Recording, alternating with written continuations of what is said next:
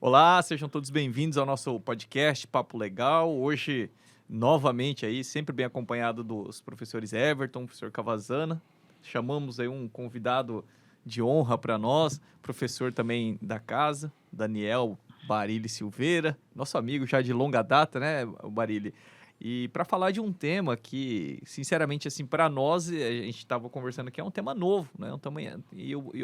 Onde eu sei, o Barilli aqui é um dos grandes expoentes que vem falando desse tema, que é o compliance. Muita gente acha que é um objeto desconhecido, talvez algo que está muito longe da gente, isso aí seria coisa de multinacional, grandes só. centros e tal.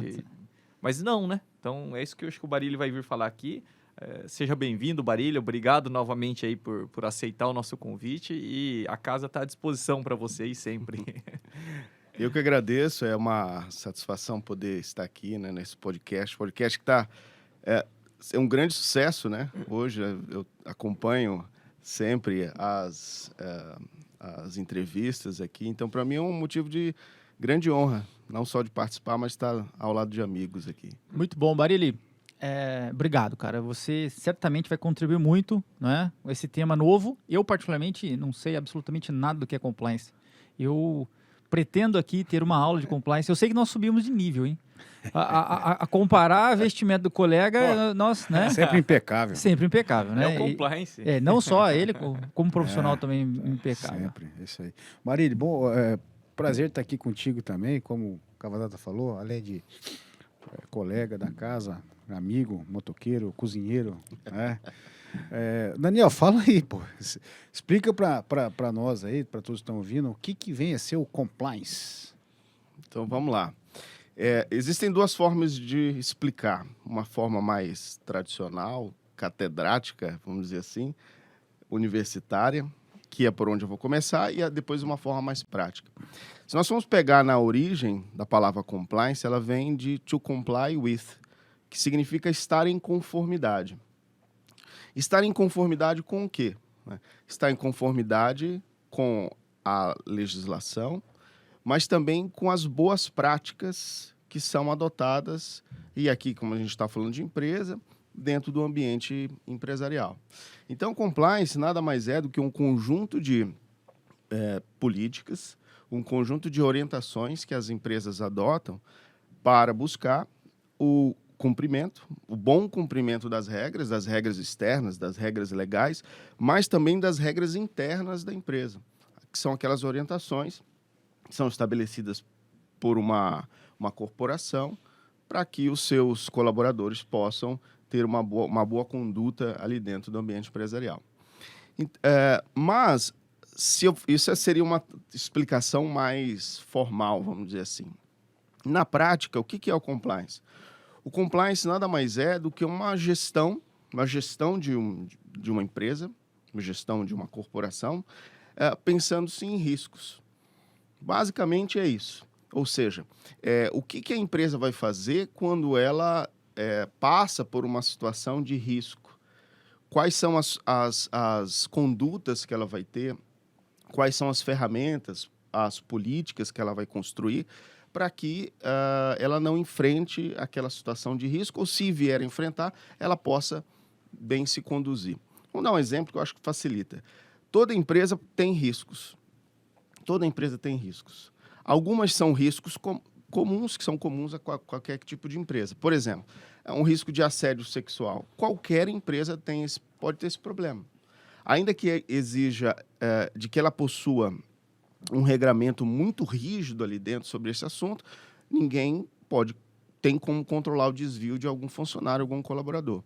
Então, esse risco, o que a empresa vai fazer para que essa situação possa não vir a ocorrer? E se ocorrer, o que ela vai fazer? Porque a gente sabe de que os impactos não são só para o funcionário, mas para também a imagem da empresa e também para os negócios. Então, hoje em dia, se nós pegarmos casos famosos, como, por exemplo, caso Carrefour, por exemplo, como se formos pegar caso Magazine Luiza, que foram situações típicas, vamos pegar o caso Carrefour, em que um funcionário terceirizado chutou um cachorro ali dentro, pelo menos foi a acusação. Isso provocou o impacto para a própria marca. Então, começaram a se fazer ali protestos, a sociedade dos animais começou a dizer que a empresa era contra os animais. Então, Boicotes, né? um boicote digital. Sim. Isso é um problema de compliance, porque essa empresa se expôs a um determinado risco e aí o profissional ele vai ter que controlar esse risco através de instrumentos, que são os instrumentos que o profissional do compliance se utiliza para conter ou, às vezes, até eliminar essa situação. E essa ideia de compliance, então, é uma ideia que se interioriza dentro daquela pessoa jurídica. Sim. São normas pré-definidas, é isso? É como se fosse um código interno de como proceder em determinadas situações, seria isso? É uma das partes. Uma das né? partes. A gente costuma pensar o compliance como se fosse pilares. Né? Então, se nós formos pensar, se existem metodologias para isso, nacionais e internacionais, mas existem alguns pilares que são fundamentais. O primeiro pilar é o pilar relacionado à direção, à organização. Primeiro, ela precisa querer que haja uma mudança da postura das pessoas que estão ali. A gente chama de suporte da alta administração. O segundo pilar é a avaliação de riscos, que é isso que a gente estava falando. A empresa ela precisa avaliar quais são os riscos que ela tem.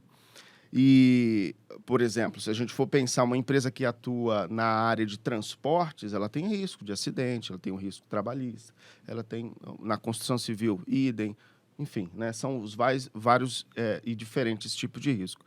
Então, segunda forma de analisar o risco. O terceiro pilar é construir as políticas, as orientações em relação a isso. E aí nós entramos no principal documento, que seria um código de conduta. Então, nós temos a legislação que está aqui fora, mas dentro das empresas elas possuem o chamado código de conduta, que é um código realmente mais soft, né, mais light, assim, mais visual, de forma mais simples de ser escrita e de entendida, porque ela vai servir para todo o grupo de pessoas, que vai trazer essas orientações. E, a partir dessas políticas, começam práticas de compliance, que são justamente para poder evitar de que aquelas situações que foram descritas no código possam vir a ocorrer. Né? E se caso ocorrer, né, também eu tenho lá a forma do qual eu posso... Mais ou menos um padrão de comportamento standard, né? E um gabinete de gestão de crise, mais ou menos isso. Por aí. A gente costuma pensar o compliance com um tripé. Né? O primeiro tripé é a prevenção. Então, quanto mais a empresa, a organização, a corporação investir em prevenção, obviamente que os conflitos não vão surgir. Então, para isso, nós vamos utilizar das políticas internas, nós vamos utilizar de treinamentos, para que as pessoas saibam o que pode fazer, o que não pode fazer. Nós vamos utilizar, muitas das vezes, da contratação de profissionais para poder aumentar esse nível de proteção, como, por exemplo, a proteção digital, para evitar cibersegurança, para evitar de que haja algum tipo de invasão. Prevenção. Né? O segundo dos pontos do triângulo, né? O segundo é buscar monitorar. Então, o segundo ponto é o monitoramento. Porque de nada adianta só prevenir, porque pode ser que alguém, ainda assim, caia num deslize e a empresa precisa saber o que está acontecendo. Então, o monitoramento é muito importante, que é onde ela vai buscar criar instrumentos para poder investigar e tentar identificar onde estão os problemas. A gente sabe que boa parte dos problemas das empresas não estão nem relacionadas aos problemas externos que elas sofrem, mas aos problemas internos. Fraudes, desvios, má conduta interna. Então, ela precisa identificar. E ela precisa construir instrumentos. Como, por exemplo, um instrumento interessante é um canal de comunicação, também chamado de canal de denúncia. Hoje, as grandes empresas, vocês podem entrar em qualquer site, vai estar lá, canal de denúncia, ou canal de ética. As pessoas que identificam algum tipo de problema podem ir lá e mandar uma informação. Olha, eu estou vendo fulano de tal está usando o carro da empresa para para ir num bar, por exemplo, para ir numa festa. Ou em excesso de velocidade na rodovia, aquela Exatamente. Olha, o carro tá parado aqui, Sim. né? Enfim, pode ser. Olha, fulano de tal está se beneficiando porque está desviando patrimônio tal, etc. Tudo aparece por ali, né? Então, detecção, monitoramento é o segundo pilar. E o último pilar é o pilar da punição. Mas a punição aqui não é só a punição de demissão, no caso de empresa, né? A gente está falando de empresa. Pode ser que essa pessoa ela tenha cometido uma falha, um deslize, por falta de treinamento. Ou, às vezes, ela até desconhece que aquele comportamento é errado. Se a gente for pensar, por exemplo, num Brasil gigantesco, a gente sabe que existem locais que são muito, ainda fortemente marcados por uma cultura machista. E, às vezes, uma piada indelicada com uma mulher pode ser interpretada de uma maneira diferente em algumas localidades. Então, muitas das vezes, é papel da empresa chamar essa pessoa e falar assim, cara, você sabe o que é assédio sexual? O que você está fazendo é isso. Sabe o que é assédio moral? O que você está fazendo é isso. E fazer um treinamento dessa pessoa. E, obviamente, isso vai buscar corrigir, né? Então, o compliance ele tem, inclusive, esse papel, né? O papel de não só corrigir situações, prevenir situações que vão impactar na empresa, mas de alterar o comportamento das pessoas. A gente costuma dizer que isso é construir uma cultura ética dentro de uma empresa. A empresa ela passa a ter esse papel de que ela não tem só mais a missão de gerar lucro, ou só gerar lucro, ela tem uma missão de transformar também as pessoas pela conduta. E isso aí, Barilha, muitas pessoas acham que só uma empresa grande que precisa ter um programa de compliance. É isso mesmo? Ou qualquer tipo de empresa, o programa é importante para... Não. Hoje, na realidade, o que aconteceu no Brasil, o compliance ele veio pelas empresas multinacionais. Porque, em especial, existe uma legislação da década de 70, chamada FCPA, uma legislação americana, que é uma legislação anticorrupção. E essa legislação, quem negocia, ela é vigente até hoje, né? Ela é de 1970, década de 70, 73, 74, e quem negocia com os Estados Unidos, ou quem tem, por exemplo, empresas brasileiras que têm no mercado americano ações na bolsa, elas precisam se adequar a essa legislação até hoje. Então, isso forçou, de uma certa maneira, que as grandes multinacionais precisassem ter políticas de compliance, porque essa lei ela exige de que as empresas elas tenham políticas de compliance. Então, ficava um discurso muito fora do nosso ambiente, né? Grandes empresas e multinacionais. Mas o que acontece? Em 2013, em especial, nós tivemos no Brasil a edição da Lei Anticorrupção. E a Lei Anticorrupção, ela estabelece, obviamente, as práticas que são ilícitas, consideradas crimes, mas ela estabelece que, se a empresa ela tiver políticas internas que buscam prevenir a ocorrência de fraudes, elas podem ter, inclusive, uma diminuição da pena em procedimento administrativo de responsabilização.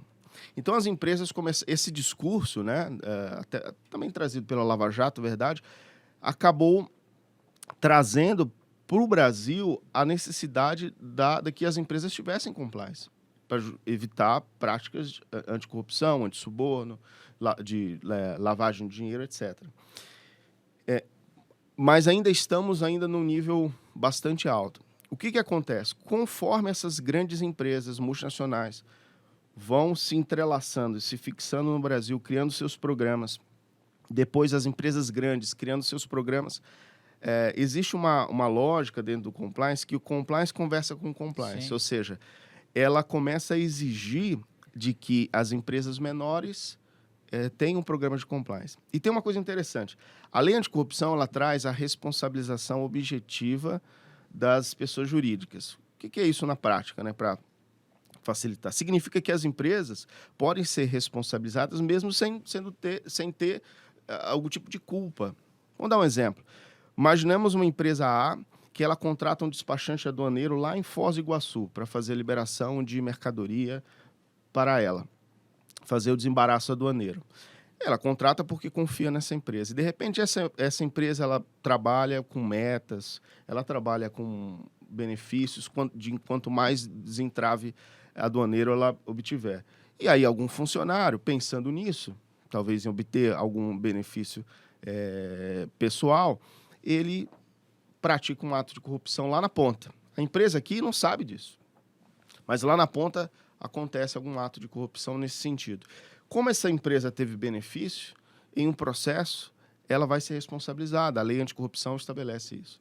Então, o que essas empresas começaram a fazer? Opa, eu não posso contratar qualquer pessoa. Sim. Eu tenho que analisar com quem estou contratando. E aí isso é uma prática de compliance chamada de due diligence, ou análise de terceiros. Então, as empresas começam a criar programas de compliance e analisar com quem elas contratam, exigindo, às vezes, muitas das vezes, práticas de compliance dessas outras empresas. Então, isso começa, então, a capilarizar programas de compliance para as pequenas empresas, empresas médias e assim por diante. Mas eu vou dar um passo a mais, né? Desculpa, a resposta é um pouco longa, mas eu dou um passo a mais. Hoje nós estamos tendo já práticas de compliance que a lei começa a estabelecer. Então, a gente não fala mais só de grandes empresas, depende também muito de onde está essa empresa, que tipo de mercado que ela está. Por exemplo, empresas que contratam com o poder público, a Lei Nova de Licitações já estabelece de que se forem contratações de grande vulto, precisa ter um programa de compliance.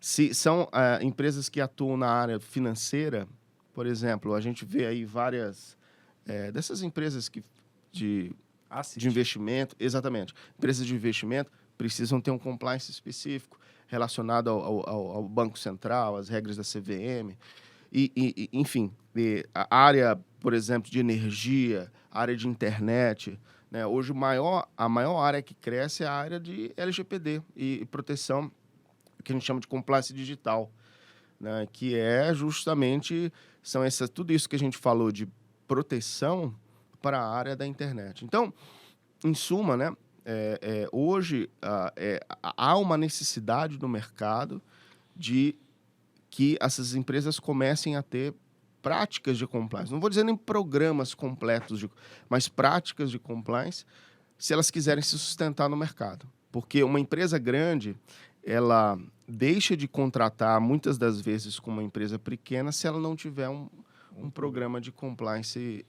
ou práticas de compliance mais ou menos estabelecidas. Ô, Barilho, você falou de contratação pelo poder público. Tem essa aplicação também para o poder público? Já existe isso? O poder público já incorporando as regras de compliance também? Quando a gente fala de compliance no poder público, nós temos duas grandes linhas de atuação, né, de avaliação. A primeira delas é a regulamentação por parte dos estados e agora dos municípios da lei anticorrupção e contratações públicas. O que significa que os municípios, todos os estados já fizeram isso, já tem lei própria, e os municípios, especialmente os grandes, estão criando suas leis anticorrupção, que significa de que eles vão regulamentar o processo de contratação pública com o intuito de evitar atos de corrupção. E aí, eventualmente, se uma empresa, por exemplo, comete um ato anticoncorrencial, um ato de corrupção, não só a legislação penal vai ser aplicada a ela, mas também essa legislação específica, que é uma legislação de responsabilização administrativa.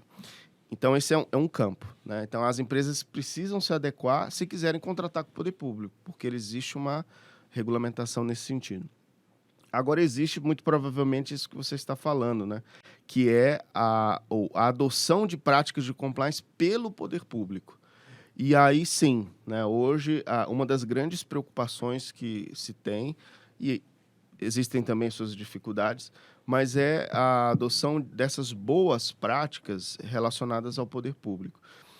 Eu tive a oportunidade de participar, por exemplo, de várias rodadas de palestras, debates com municípios que queriam implementar seus programas de compliance dentro do poder público. Então, eu entendo que esse é um movimento que vem crescendo. É um movimento que vem sendo pressionado também pelos órgãos de controle, como o Tribunal de Contas, em especial, mas também o Ministério Público, que vem apoiando essas boas práticas, né? Que é da construção de leis específicas de compliance para os poderes públicos. Ô Barilli, agora como empresário, né? Vamos fugir aí do poder público, vamos para iniciativa privada. Então quer dizer que hoje eu, na condição de empresário, eu posso ter interesse no compliance, não só num aspecto de organização interna, mas também eu posso ter interesse no compliance por conta de uma melhor posicionamento no mercado diante de contratos, diante de contratações, né? Então, existe esse braço, né? Eu, como empresário, posso lucrar mais por ter uma empresa, aspas, não sei se certificada em um compliance para boas relações, seria isso? Sim, sem dúvida alguma. O compliance entra nas empresas por 2 caminhos, ou pela dor ou pelo amor, né? Como sempre. Pela dor, normalmente, vai ser porque a empresa se envolveu num problema de corrupção, ela teve uma multa gigantesca ambiental, ela tem um passivo trabalhista gigantesco e, muitas das vezes, ela só enxerga o problema lá na ponta. E aí o profissional de compliance consegue olhar o que está por detrás dessa cortina. Eu falei, não, seu problema é interno, você tem um problema no RH, você tem um problema de contratação, etc. É uma tática preventiva. Tá. Totalmente, né? E aí, aos poucos, o profissional constrói um programa que, muitas das vezes, vai diminuir ou eliminar esse risco. É um risco. Entendi. O risco, por exemplo, de ações trabalhistas. É um problema. Então, aí é pela dor, né? Nós vimos aí, durante o período da Lava Jato, várias empresas procurando grandes consultorias para poder se adequar a programas de compliance, a reforçar os seus programas, porque tiveram problemas em relação ao processo de investigação criminal. Pelo amor é o outro caminho, né? E aí existe um comportamento visionário do empresário, dele enxergar de que o mercado ele tem se fechado para grandes negócios, né? No sentido de que as grandes empresas elas começam a exigir, volto a dizer, das empresas menores que elas tenham algum tipo de comportamento de compliance. Boas práticas, vamos chamar assim, né? De boas práticas éticas. E vamos dar um exemplo prático. Eu atuo com algumas empresas médias, que eles sempre perguntam, olha, eu vou contratar com a Vale do Rio Doce, eu vou contratar com a Natura, eu vou contratar com empresas maiores, e elas começam a solicitar alguns documentos. Olha, eu quero saber se vocês têm código de conduta, vocês já treinaram os funcionários de vocês? Vocês têm alguma política de assédio, anti-assédio? Vocês têm algum tipo de política anticorrupção? E pedem esse checklist, LGPD, vocês já se adequaram ao LGPD? E pedem uma lista. Se essas empresas não conseguirem se adequar, eles estão fora. Estão absolutamente fora. Nós tivemos um caso, né, só antes de concluir, nós tivemos um caso interessante que foi o seguinte: uma empresa veio, nos procurou e disse, olha, nós fechamos um contrato, estamos assim, negociando um contrato alto, bom, empresa na área digital, com a IBM. Só que é o seguinte, eles pediram para a gente, disseram para que a gente teria de apresentar alguns documentos e a última fala era de que a gente não teria esse contrato. Você poderia ver qual que é o problema que a gente tem? E aí, quando nós fomos olhar, realmente, eles tinham produção, tinham desenvolvimento. Mas qual que era o problema? Quando eles fizeram o contrato social lá no passado, o nome da empresa estava no nome do irmão de um, e os sócios, que eram que os negociavam, de fato, as pessoas que negociavam não eram sócios, melhor dizendo. Eu falei, olha, seu problema está aqui. Isso não passa no compliance. Como é que você quer executar um contrato, sendo que o contrato social está no nome de da sua irmã, né? Então, isso tem que adequar. Então, o empresário, ele começa a entender de que o compliance é um investimento. E de que investir em boas práticas, investir numa certificação, investir numa construção de um programa, vai servir de que ele possa obter negócios mais sólidos, mais duradouros e com grande potencial. Ele consegue acessar a grandes mercados, né? Porque é como se fosse um selo, né? É um cartão de visita. É um selo, Sim. né? Então, eu penso que é um investimento. Assim como existe o selo ambiental, assim como existe a certidão negativa de débitos tributários, sei lá, você acaba tendo um selo de boas práticas. É um selo do CIF, né? Que Exatamente. Os ISOs da vida. Os ISOs, exatamente. Hoje... E assim, Barilli, acho que você já falou por cima aí, mas, por exemplo, nós temos os nossos alunos aí, em especial da área do direito, mas do que você foi falando aqui, me parece que isso interessa não só ao aluno do direito, mas até da administração de empresa, economia, etc. Mas quem é o compliance officer, né? Que seria o profissional do compliance aí? Quem é essa pessoa que monta esse programa, que faz tudo isso? E o que ele precisa ter de qualificação para poder ser um compliance officer? Hoje existem 2 caminhos, né? Grandes caminhos, vamos dizer assim, para quem quer entrar na área do compliance. O primeiro caminho, ele seguir essa carreira corporativa, porque essas grandes empresas, elas têm o compliance officer, que é o agente de compliance, que é o cara responsável por cuidar de todo esse programa.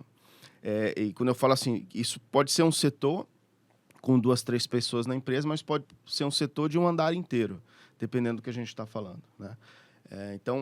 E aí, obviamente, que ele vai ter que buscar se qualificar, fazer cursos específicos de compliance. Ele vai ter que procurar, né? Na internet tem vários, né?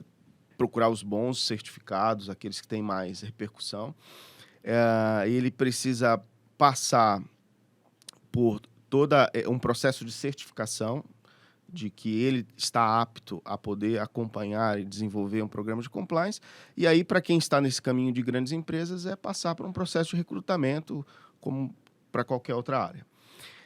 Existe o segundo caminho, que é um caminho de consultoria. Então, o aluno formado, o advogado, ele pode sim prestar consultoria na área de compliance. O início é o mesmo. Ele vai ter que estudar, fazer os seus cursos, buscar se certificar, e aí ele vai ofertar isso como uma consultoria dentro do seu escritório de advocacia, seja exclusivamente, né, só vai fazer isso, ou seja como um serviço. Sim. Porque eu costumo, falando assim mais até para os estudantes, né, para os profissionais aí que estão iniciantes, é muito difícil alguém, a não ser que ele saiba que ele precise, por exemplo, casos de mercado regulado, que eu falei, contratar com licitações e tal, que o empresário saiba que ele precisa de compliance. Então, ele vai lá e pesquisa, preciso de uma empresa para fazer um programa de compliance. Mas, na maioria dos casos, essa solução chamada de compliance, ela vai surgir no dia a dia. Então, um exemplo que eu já citei, ele tem vários processos trabalhistas e ele não sabe por que, ele acha que é problema do funcionário, que é ingrato, etc. Quando vai se ver, ele tem um problema de gestão. Então, às vezes o advogado trabalhista pode atuar no processo trabalhista, mas dizer assim, cara, seu problema não é esse, seu problema está atrás. Que tal se você fazer um programa de compliance trabalhista? Assim é na área ambiental, assim na área tributária, assim na área societária e assim por diante. Então, muitas das vezes o cliente, ele está ali na sua frente, ele precisa de um programa de compliance, só que as ferramentas que o advogado consegue enxergar são tradicional, né? São as ferramentas só do contencioso, só do litígio, só do processo, só do judiciário. Ele não consegue que existe um mar de oportunidades de ele conseguir trabalhar de maneira preventiva, sem a necessidade do judiciário e com um alto grau de demanda no mercado, porque hoje o mercado ele precisa de profissionais nessa área, não tem profissionais nessa área e portanto, eu acredito que é um grande caminho para os estudantes de direito que querem buscar caminhos novos, né? O compliance ele pode ser essa alternativa. E pelo que você falou, a tendência é que não só se instale em todas as regiões, mas se instale com muita força, né? Sem Uma dúvida. necessidade importante, né? Para todos os lugares. Porque muitas vezes a gente nota temas que são muitas vezes exclusivos de grandes centros, né? Sim. Ou com uma pouca participação nos centros mais interioranos. Mas não é o caso do compliance. O compliance, pelo visto, ele veio para ficar. Existem muitas pessoas que acabam entendendo que o compliance, assim como o direito, ele tem áreas. Sim. Né? Então, se a gente falar, por exemplo, compliance concorrencial, que isso é um assunto de grandes cidades, né? obviamente, na maioria dos casos. Mas se nós falarmos, por exemplo, de Lei Geral de Proteção de Dados, compliance digital, É a própria questão trabalhista que você colocou. questão trabalhista, qualquer empresa vai precisar. Sim. E na nossa região, por que não? Essa ideia de compliance ambiental, de uma forma muito mais consolidada que os grandes centros, muitas vezes. Sim. Né? Hoje nós temos a temática da ESG, né, que é Environment, Social and Government, né, sigla em inglês, que significa, de uma certa maneira, de que as empresas hoje elas precisam se ocupar não só da questão ambiental, do ponto de vista de poluir e reparar a poluição, prevenir, né, a sua prática, mas de construir internamente iniciativas que sejam pró-ambiente, né? Então, desde o uso de, não vou usar papel, olha, nós vamos reduzir o consumo de energia, nós vamos utilizar energia fotovoltaica, reaproveitamento da água. Essas questões são questões que estão relacionadas a essa temática da ESG, né? Que envolve a área jurídica, mas também envolve outros profissionais, né? O compliance, por excelência, ele é multiprofissional. Os profissionais do direito têm muito mais facilidade dessa migração de carreira, de ir para essa área, porque uma boa parte do compliance é a redação, a construção de políticas e programas que acabam envolvendo a redação de regras. E com regra a gente, legislação, de interpretar a legislação e incorporar essa legislação dentro da empresa. Então, isso a gente é especialista, né? Os profissionais do direito têm essa facilidade. Excelente, excelente.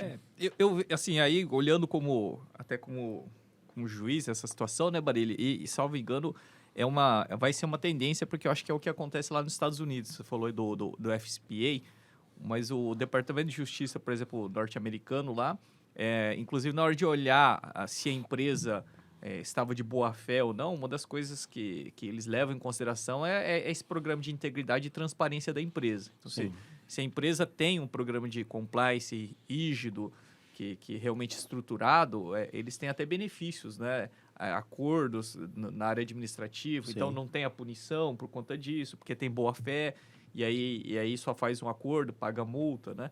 De repente, eu acho que isso, em termos de responsabilidade da empresa no Brasil, seja ela civil, seja ela no âmbito administrativo, talvez isso vá ser incorporado, né? Se você tem um programa de compliance, pelo menos você demonstra boa fé, vamos dizer assim, né? Essa foi a preocupação inicial, né? Especialmente nos casos, inclusive, de anticorrupção, né? Pera lá. Mas essas práticas uma empresa, obviamente, nunca vai eliminar os problemas em relação às pessoas. O comportamento ético de cada um é muito mais complexo do que a gente imagina.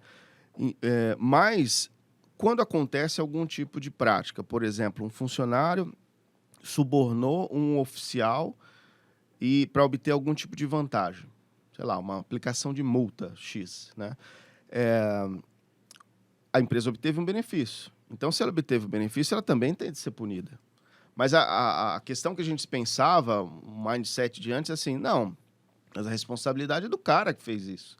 Mas a empresa, ela obteve benefício. Então, a legislação hoje diz assim, você empresa, vai ser punida. Então, quando a gente começa a pensar num programa de compliance, significa que a empresa ela tem que tomar iniciativas, medidas, criar políticas, treinamentos, etc., para que a pessoa saiba que esse comportamento é proibitivo, de que se relacionar dessa forma é crime. E isso faz com que a empresa, em um eventual processo judicial, ela possa conseguir demonstrar justamente essa boa-fé. Fala, olha, eu treinei, eu eduquei, eu pedi para todos passarem por um treinamento, eu pedi para que todos assinassem a cartilha do Código de Conduta, mas o cara não fez. O cara passou lá e aí o bicho é um pé de porco e não fez tudo aquilo que eu mandei, né? E sem falar que a empresa custa menos para o Estado, né? Se você tem boas práticas, você acessa menos o judiciário. Você causa menos prejuízos ambientais, né? Você acessa menos serviços de saúde, né? Então ela custa menos. Pode até pensar no futuro até de uma isenção tributária, né? De imposto para a empresa que tem um programa de compliance. Sim. Ela custa menos. Ótica. Acho que é isso, né?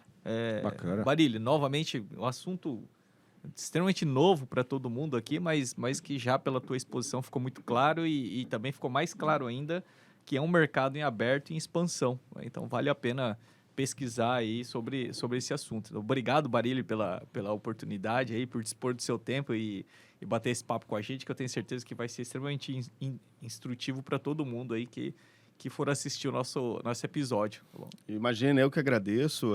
Faço aqui um convite para que todas aquelas pessoas que já ouviram falar, que têm interesse em conhecer sobre compliance, que comecem, de fato, a procurar na internet. Existem, por exemplo, os manuais, né? Vou falar de manuais públicos, os manuais da CGU, Controladoria Geral da União, que são manuais simples, que vão ensinar, por exemplo, como construir um programa de compliance na empresa, como incorporar boas práticas em um ambiente empresarial.